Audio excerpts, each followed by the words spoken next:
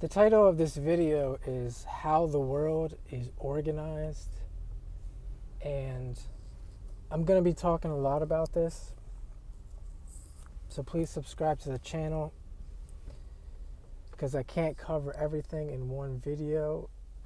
It's just too complex.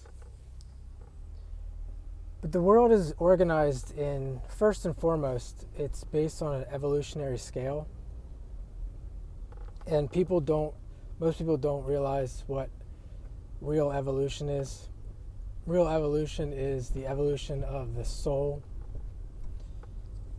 And it involves reincarnation, which where I am, most people don't believe in reincarnation.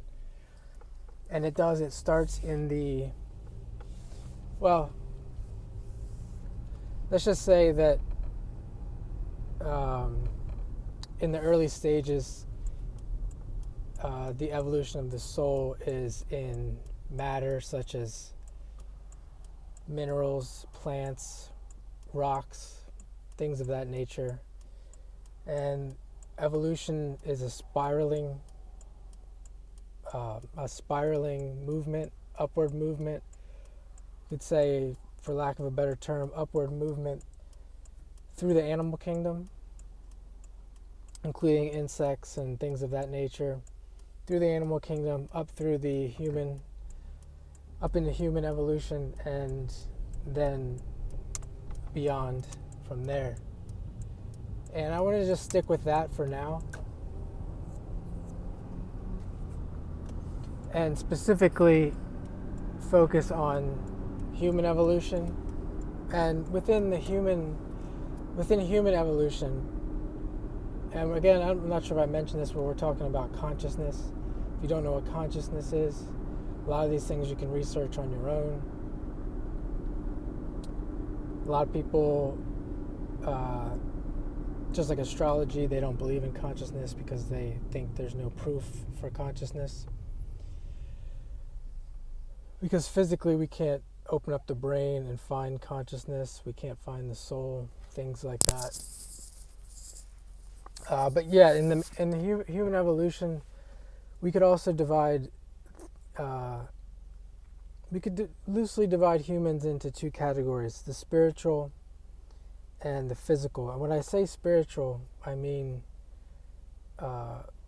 it's another word for energy. I'm using it as another word for energy, somewhat. So, and physical meaning like the physical earth, people focusing on the physical earth who have no sense of, no concept for what energy is, even though scientists have already talked about this and researched it ad nauseum about how everything is energy. But generally speaking, most people are in that physical category, even though everyone's in the spiritual essentially. But their consciousness, what they're aware of, is just the physical. And then there's the spiritual evolution. So we could basically call it like two worlds. And the people that exist solely in the physical world, there's an evolution or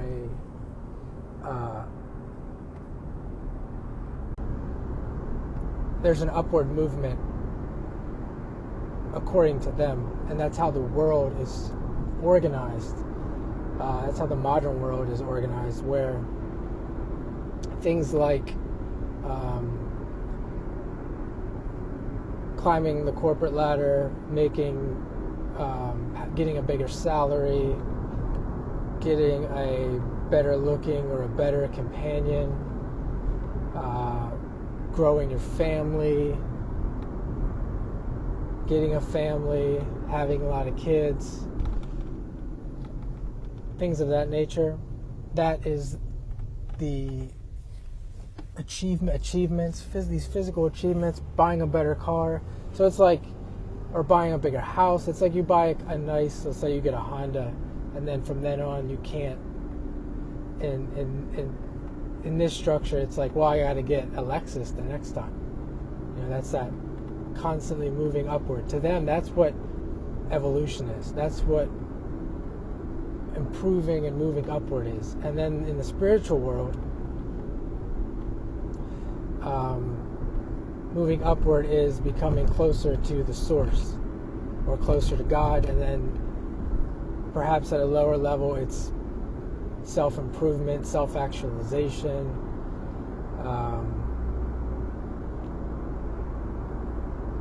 learning, service to others,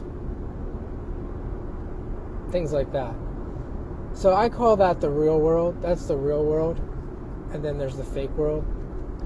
But unfortunately, well, I shouldn't say unfortunately. There's good reason why all this exists, I'm sure. So I'm not going to get into that in this video. But most of the world exists in their consciousness in this physical world that I described. And they're not going to evolve. Most of them won't evolve into the spiritual consciousness in their life, in this life. And then in between the spiritual and it's also known as the consensus consciousness. So in between the spiritual and the consensus consciousness is the individuating consciousness. And there are a lot of people that are individuating. They're finding their individuality and evolving out of the consensus by doing that. And that's consists of maybe 20% of the population is between that spiritual and consensus consciousness. And the physical world as well is organized. And I'll put a nice picture of what other people have, or a photo that other people have taken of what they see this as. So this isn't like nothing new. It's just occulted. It's just not common knowledge. So the consensus world could be also looked at as like the priest class. So you have a lot of people strive to be what they call public servants or government officials, priests in churches, priests of the Catholic Church. This applies to all religions.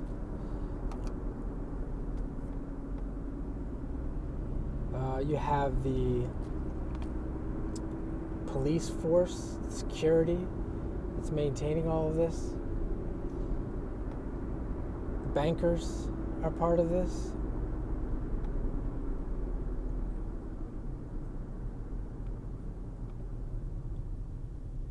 And then in the spiritual, you have, at the very top, you have the yogis, people that you'll never meet, that don't give a shit about any of this, and they completely operate in higher states of meditation, where they're affecting the world through their invisible work, for lack of a better term. And that's been researched as well, that these types of people and the things that they do does have an effect on the world. You have spiritual teachers.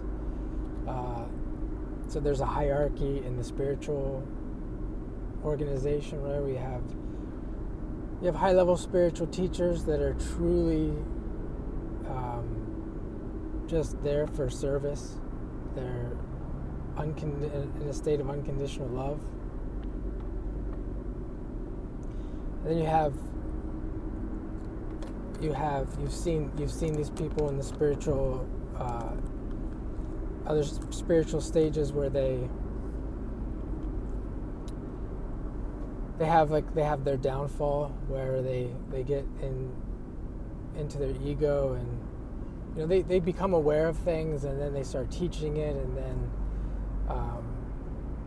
they kind of fall back a little bit, so to speak, not necessarily into the consensus, but into their ego, and it's not completely for service oriented like a higher level spiritual consciousness would be. And then you have like when you're just entering into spiritual consciousness, you're in a high level state of learning.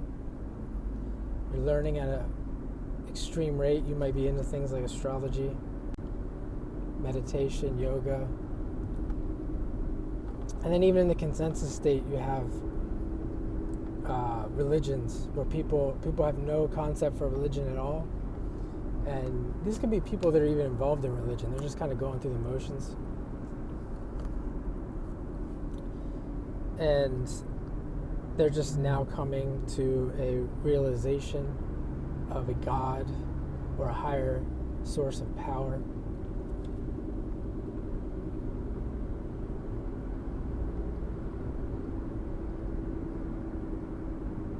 So you could say the last stage of evolution in the consensus would be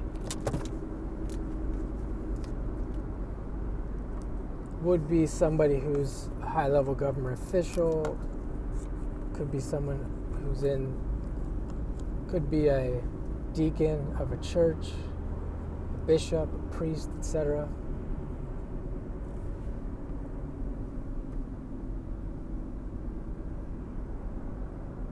There's many different ways to look at this. Like I said, it's very complex. You're gonna have to do the research on your own, and you'll get the framework. I could probably make it simpler and do like a basic framework. But to really understand it, I think you would have to research different.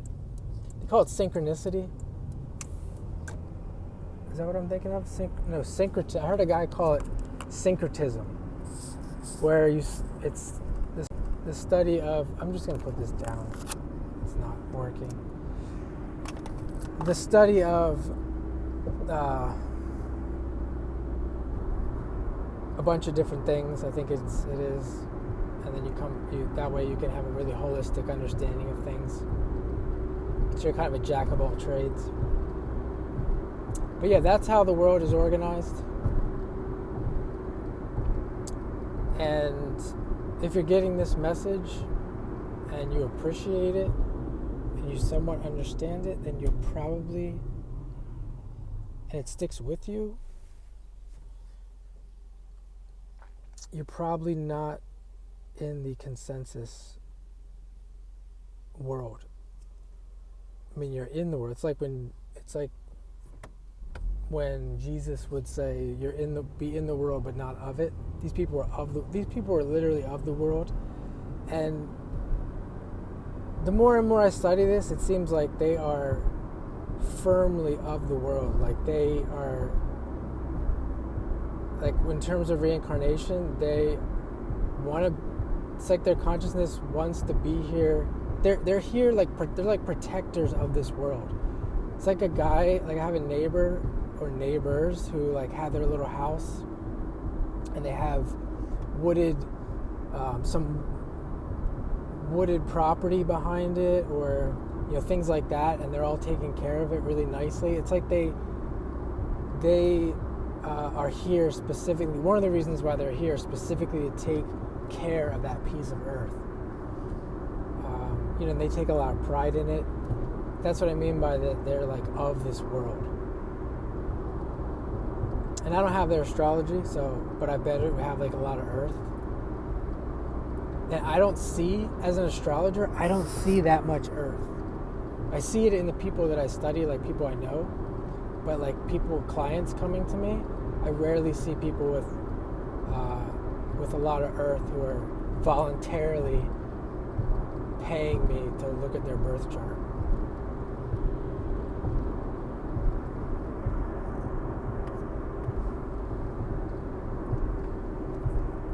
I'll leave it there for now. I'll leave a little bit more in the description, like a simple synopsis of what I was trying to convey there.